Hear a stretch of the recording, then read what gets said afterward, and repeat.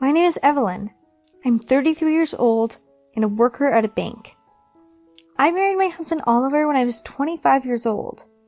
Oliver is 2 years older than me and is my senior at work. We often saw each other at training sessions and had many opportunities to talk. Oliver is amiable and liked by everyone around him, but he had a strict side. I was attracted to him because of the way he followed up on his strictness. After we started dating, we had a lot of fun. He took me to places I wanted to go and took good care of me. Then we greeted our parents and got married. However, after we got married, I began to see Oliver's flaws. He was basically kind, but I felt that somehow he looked down on me. For example, when I would report something that went well at work. My boss praised me today. He is known to be strict, so I was happy. That's it, so what about it? I just wanted you to listen to my story. Lucky you.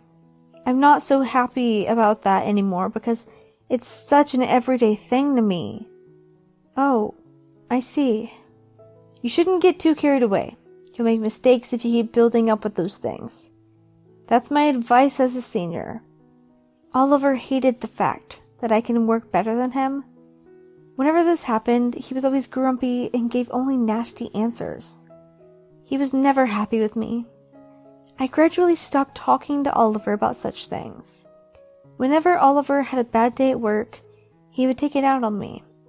He would tell me that my food was bad or that I should go do my chores, even though we both worked the same amount of hours. At first, I was often hurt, but I gradually got used to it, thinking that Oliver was like that. And because I love Oliver, I never thought of divorce. We had been married for a long time and wanted to get a house. Hey, don't you think it's a good idea to buy a house? House? What's up all of a sudden? Well, we have our money saved. I think it's a good idea, but since you came up with it, I'll leave it to you. What do you mean, leave it to me? You're the one who came up with it, so you should pay and do everything. Why? It's our home. Well, I don't want it so badly.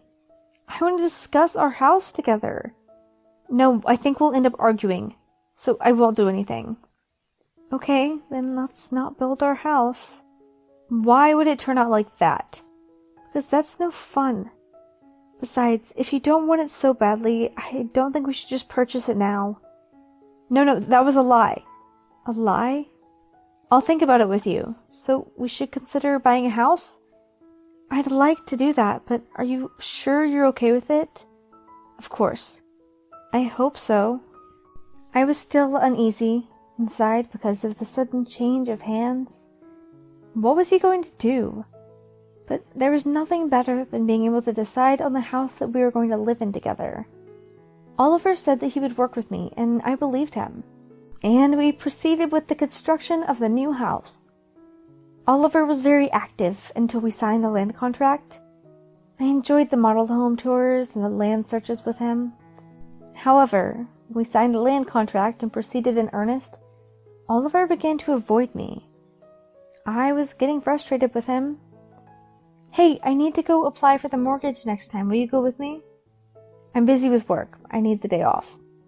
But I've already decided on a plan and everything. All I have to do now is get it done. I want you to at least do it with me to the end. What do you mean, at least? It's like I'd never done anything. You didn't do anything. You only did the first part. You said you'd do everything else with me, right? I never promised to do it till the end, did I? It was you who suggested it in the first place. You have to take responsibility.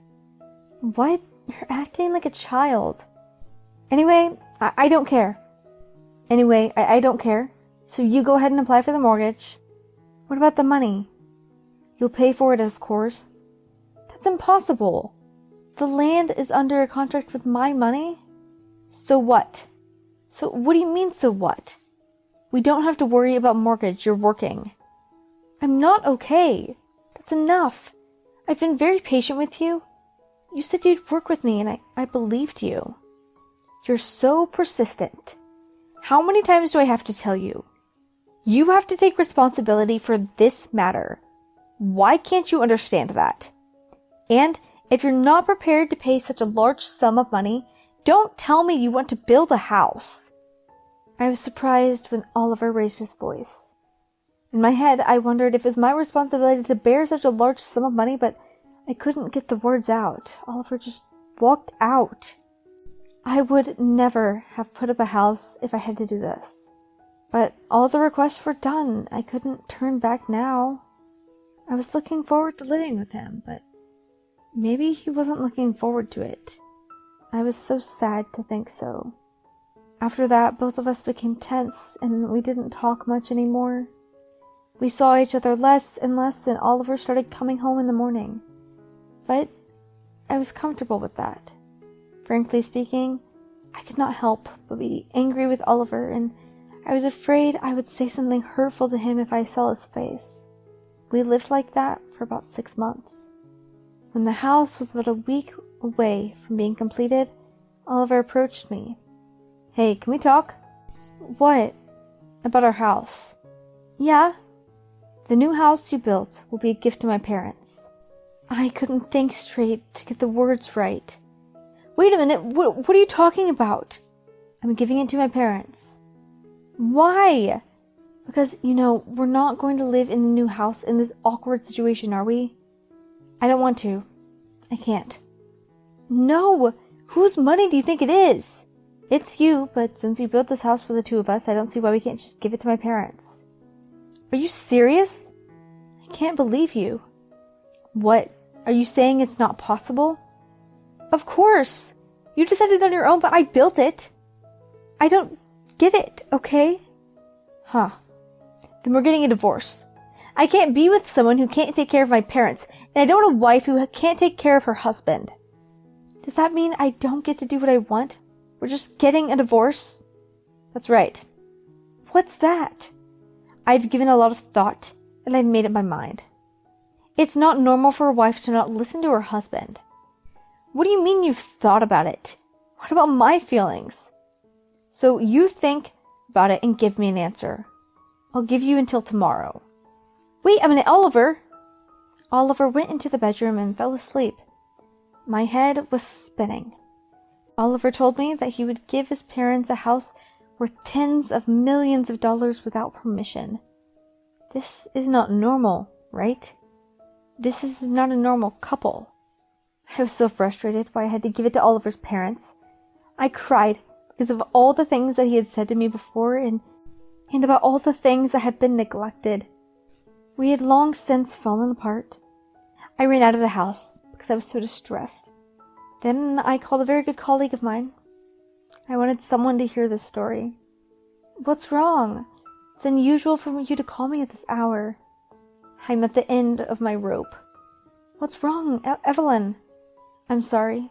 I don't know where to start." "Wait, where are you?" "I'm outside, heading towards the train station." "Can you come to the pub in front of the station?" Yeah, sorry." "No problem, I'm not busy, I'm on my way." Thus, I ended up having a drink with my colleague. What happened? My husband, he was going to give the house I built to his parents without my permission. What does that mean? I'm the one who signed the mortgage and everything. What's that? Of course you said no, didn't you? He said if he'd divorce me if I disobeyed him. I can't believe it. I'm so angry. Besides, he's been disrespecting me for a while now. Oh, has he always been like that, hasn't he? He can't be happy about the achievements of his juniors. I'm in a lot of pain. Evelyn, if I were you, I'd just get a divorce. I think so too. Is there anything that's bugging you? No, I'm just in shock, and I don't know what to do with myself. It's so frustrating. How about this? I'm just trying to help you. My colleague made a suggestion. Wouldn't this make you feel better? Yes, it does. Thanks, really. I'll drink today. I had a colleague listen to me, and I knew exactly what I wanted to do in the future. The next day, I took a day off and went to the city hall to pick up the divorce papers.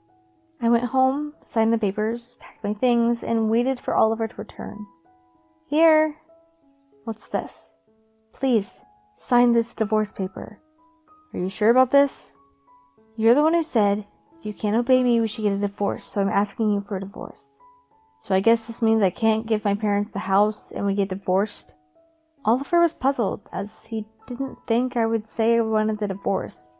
He said it himself. I don't mind. Oh, hey, are you sure? How many times do I have to tell you? Yes. No, I didn't think this would end so smoothly. I've already decided. I don't know how you can make a decision like that in one day. You said you'd wait until tomorrow. I listened to my husband. I can't believe you really decided in one day. Is our relationship that thin? Oliver, what are you talking about? Just hurry and sign it. Are you saying you don't care what happens with us? That's what I'm saying. To be clear, I don't want to be married to you anymore. What the heck? Fine, I'll just sign the paper. Oliver signed the divorce papers in anger. Goodbye. I'm going to live in that house and live happily ever after. I see. You'll be the one who regret it. I left the house, ignoring Oliver, who had been yapping this whole time. The moment I left the house, a weight was lifted off my shoulders and I felt lighter. I realized now that I had been in pain for a long time. I then filed for divorce and stayed at my parents' house until I found my next home. I was fortunate that my workplace was not so far from my parents' house. After I left, Oliver continued to send me emails. He would tell me how much he was enjoying his life with pictures of his new house, and I was just regretting it. I was appalled at every such email and left it at that. There was a reason I did not reject the email from Oliver. In fact, I took my colleague's advice and did a thing after Oliver and I got divorced. I would not know when, but Oliver would definitely contact me when he found out about it. That was sooner than I expected. After about a month after Oliver and I divorced, I received a call from Oliver. After work, I looked at my cell phone and found quite a few incoming calls. Hello? Evelyn, where are you now? You're not at your parents' house. Hey, why did you go to my parents' house? Can you stop bothering my parents? I have a question for you. Why don't you just call me? If you texted me, I would have answered your call. No, I need to see you. I need to hear from you in person. Oliver seemed quite excited. If this keeps up, I may have to go to my parents' house. I sighed and continued. I moved and I live in a different place now. Come to the family restaurant in front of the station on your next day off. Okay.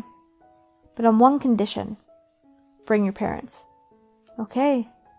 The phone rang off the hook. I guessed what was going on. And the next day off, Oliver came with his parents. All three of them were pale. So what happened? The house was set on fire. Well, I'm sorry to hear that. Evelyn, you know something, don't you? What do you mean? Why I can't get insurance? That's obvious. I took all the insurance out after the divorce was final. Why would you do that? Because I built the house with my own money, so I'm free to do whatever I want. Wait a minute! You built it with your own money? Yes. Oliver, what do you mean? This is not what I heard from you. She's lying. Did Oliver tell you that he built it himself? No, actually, I built it. I would never lie to you. Look at this. This is the actual loan document. It has my signature on it. I showed him a picture of what I'd taken on my cell phone. This is... Oliver, what's going on? Oh, no, this is... Why would you make up such a lie? He didn't pay a single dime. On the contrary, he left everything to me. I've asked him many times to work with me, and this is the result. By the way, I also paid for the land. Oh no. Is that why you burned down the house? Almost. Then, I guess that means almost all of it. Hey, can you please get insurance again? Can't you get it in time? Please? That's not possible. What are you guys saying? I can't pay this much. It's impossible. It's none of my business anymore. We're divorced. Please, we used to be a couple. You're being a pain in the butt. Oliver, enough. I was about to raise my voice when his father interrupted. Evelyn, I'm sorry. I'm really, really sorry. What? Why are you acting like it's our fault?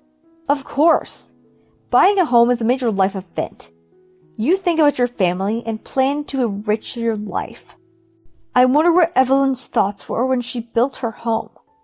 It hurts just to think about it. Oliver, what you did is unbelievable. Having insurance taken out is such a small thing. What the heck did you do? What the heck? You're not only hurting Evelyn, you're hurting all of us. Oliver, you owe us an apology. I don't know if it's worth it. No, that's fine. I don't want an apology from him. I don't want anything more from you. No. Wait a minute. I'm sorry.